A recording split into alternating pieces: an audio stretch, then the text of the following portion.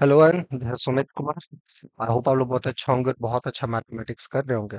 इस वीडियो में हम लोग अगेन रियल का क्वेश्चन डिस्कशन करने वाले हैं। क्वेश्चन बेस्ड है लिमसुप और लिमिफ के कॉन्सेप्ट पे। और इस पे बेस्ड क्वेश्चन हर साल आपके नेट के एग्जाम में आता है। तो जो अभी 10 दिन के बाद जो एग्जाम आपका होने वाला है, उसमें ये सेक्शन बड़ा ही इंपॉर्टेंट रोल प्ले करता है।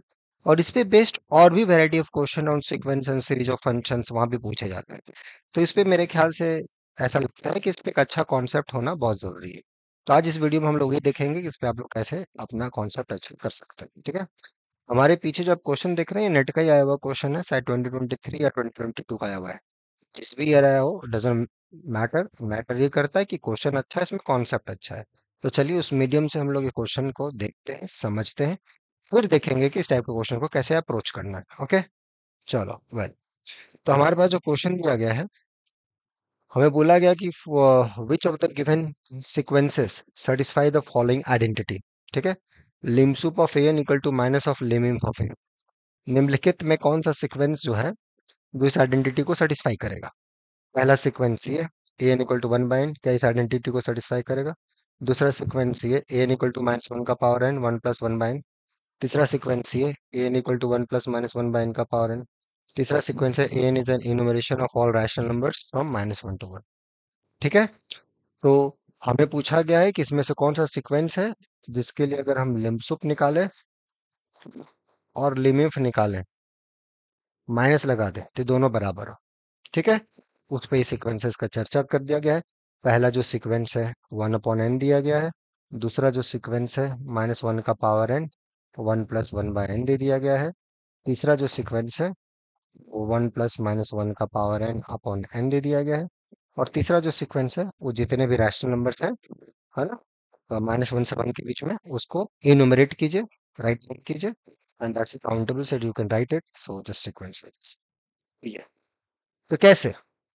और जहां लिम्सुप लिमिम का क्वेश्चन आता है, बहुत सारे स्टूडेंट कंफ्यूज हो जाते हैं, पता नहीं क्यों, लेकिन ट्रस्ट में इतना ही आसान क्वेश्चन होता है। तो कैसे सोचा जाए, क्या हम लोग के लिए इसके लिए थिंकिंग प्रोसेस हो। तो चलिए उसी पे हम लोग जोर डालते हैं, कैसे सोचा जाए टाइप के क्वेश्चंस को। राइट है। सो दैट सॉल्यूशन,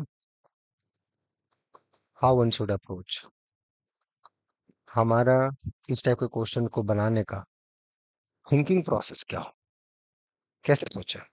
ठीक है। बहुत बढ़िया। तो इसके लिए थोड़ा सा एक दो चीजें आप रिकॉल कर लो। So recall some basic facts. What facts you have to recall, कि अगर कोई रियल सीक्वेंस है, if this is a real sequence, right, okay, तो आपका जो रियल सीक्वेंस होता है उसके जो सब सीक्वेंशियल लिमिट्स होते हैं वहीं से लिमसुप और लिमिट डिफाइंड होता है। तो बेसिकली जो रियल रिलेशन होता है, ये limsup of n less than equal to, so limit of n less than equal to sup of n होता है ना, सबसीक्वेंशियल लिमिट्स, राइट है। So and this two are subsequential limits as well. And एक जो relation होता है कि well, limsup of minus of n is equal to minus times of limit of n. ठीक है। और साथ ही साथ एक चीज ये होता है कि आपका ये sequence n, this is convergent if only if limsup of n, right है, होपफुली। अब इसी पे बेस्ड ये क्वेश्चन है। ठीक है। तो चलो देखते हैं कि इसको कैसे देखा जाए। एक बार और क्वेश्चन पे रिविजिट हम लोग करते हैं। क्या दिया हुआ है, दिया हुआ है limsup of n equal to minus of limit. इसको अगर हम लोग यहीं पे लिखना चाहें तो यहीं पे देख सकते हैं कि जो लिमसुप ऑफ एन है, this is minus of limit of n, right है।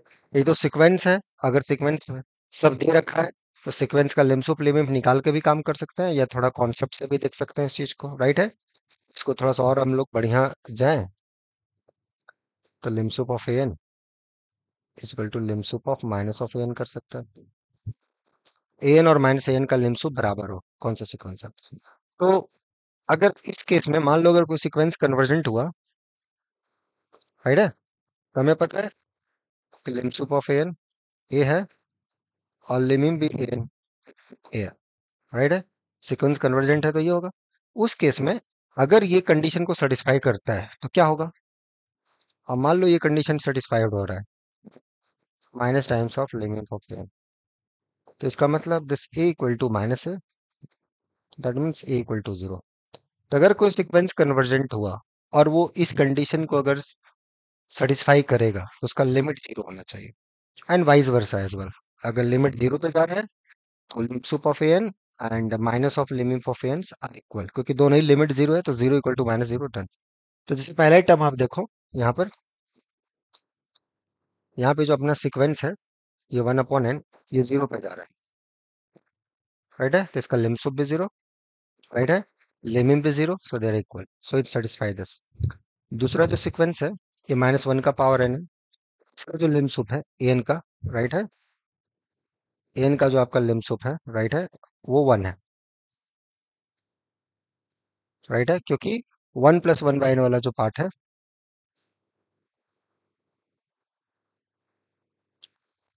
ये जो एन आपने दे रखा है माइनस वन का power n, one plus one by n, right है, ये सीक्वेंस वन पे कन्वर्जेंट है, राइट है, तो माइनस वन का पावर एन वाला जो सब सीक्वेंस निकालोगे, इसका लिम सुप, इसके दो सब सिक्वेंशियल लिमिट्स हैं माइनस वन और प्लस वन, तो जो लिम सुप है एन का वो आपका वन है, और लिमिट जो है एन का वो माइनस वन है, लेकिन जब माइनस लगा दोगे it's will be plus.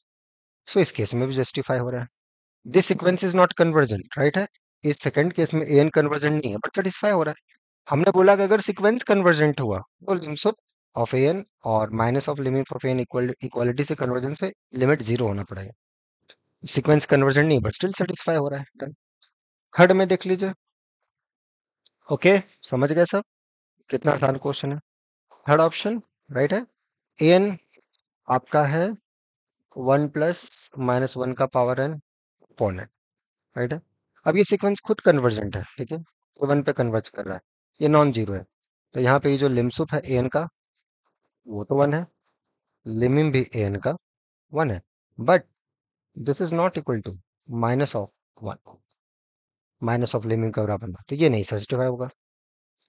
Third जो है, फोर्थ नंबर, क्लियर हो गया, कितना आसान है, देख रहे हो कितना आसान है। आसान तब जब लिम्स ऑफ लिमिंग पे आपका अच्छा सा डेफिनेशन है, तो चलो बहुत ही आसान क्वेश्चन है, इस टाइप के क्वेश्चंस बड़ा प्ले कर रहे हैं आजकल, तो कॉन्सेप्चुअली क्लैरिटी होना बहुत जरूरी है, ठीक है, बहुत जरूरी है चीजों पे अच्छा सा कमांड होना। आधा अधूरा नॉलेज ऊपर ऊपर होना बहुत डेंजरस है, उससे अच्छा है कि मैथमेटिक्स ना आए, लेकिन आए तो बहुत अच्छा है। ये बीच बीच वाला जो होता है ना बहुत डेंजरस होता है, ना इधर के रहोगे ना उधर के रहोगे, बेटर है या तो इधर ही हो जाओ, छोड़ ही दो, अगर कर रहे हो तो फिर अच्छे से करो।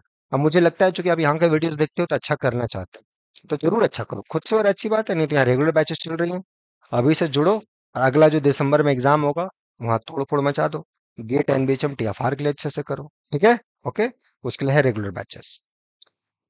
फोर्थ नंबर पे आ जाओ, तो फोर्थ नंबर में जो है हमारा n is innovation of the all rational numbers in minus one से वन, तो इसके बीच में जितने रैशनल्स हैं काउंटेबल सेट है, जिसको सीक्वेंस वाइज आपने अरेंज कर दिया, राइट है, तो ये इसके जो सबसिक्वेंशियल लिमिट्स हैं ये पूरे के पूरे माइनस वन से प्लस वन आ गए, राइट है, तो लिमसुप ऑफ एन वन है, लिमिम जो है यहाँ पर एन का वो माइनस वन है, माइनस लगा दोगे प्लस वन हो जाएगा, so they are equal, game over. इतना आसान क्वेश्चन इतना आसानी से ये सेटिस्फाइड होना है, ठीक है, ओके, क्लियर होगा। अब अगर मान लो कोई sequence limsup of n equal to minus of liminf हो रहा है, what you can say about the sequence, अगर ये सेटिस्फाई हो रहा है तो कुछ सीक्वेंस के बारे में हम लोग बता सकते हैं, can you tell something about the sequence, can we say something more about the sequence. इसका आंसर है कुछ तो बताइए, सोच के बताइए, अपने लिए बताइए, अपने मैथमेटिक्स के लिए बताइए, ठीक है। अब मुझे लगता है आप सोचना चाहते हैं, थोड़ा सोचिए, फायदा होगा। खुद से सोच रहे हैं बहुत अच्छी बात है, लेकिन मैं फिर से repeat कर रहा हूँ, रिक्स ना लें, अगर लगता है मेंटरशिप की जरूरत है, आपका कम समय में अच्छा हो सकता है तो यहाँ जरूर जुड़ सकते हैं, मैथ्स को नेक्स्ट लेवल पे ले जा सकते हैं, ठीक है, तो ये आपका चॉइस है। बाकी हम लोग मिलते हैं नेक्स्ट वीडियो में, till then enjoy the subject, take care, bye bye.